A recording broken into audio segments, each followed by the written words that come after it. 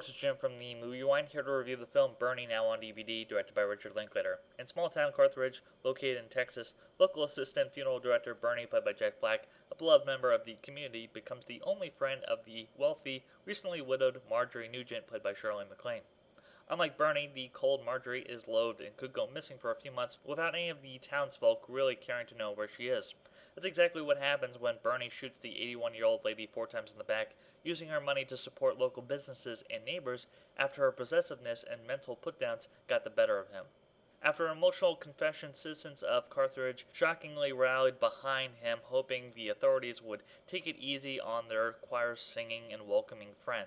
However, local district attorney Danny Buck Davidson, played by Matthew McConaughey, is appalled by the sentiment of the locals and does everything within his power to give Bernie an unbiased and fair trial.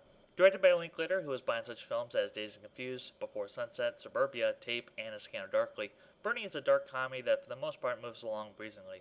Reunited with Linklater almost a decade after the commercial but fairly solid hit that was The School of Rock, Black gives one of his best performances, just edging away from caricature. It isn't particularly a condescending performance.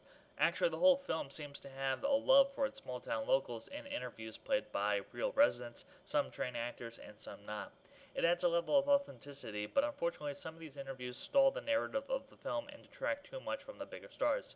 It creates a detached point of view, as if we see Bernie not through his perspective, but through the eyes of the townspeople, to the point where we sympathize with him just because nearly everyone else does.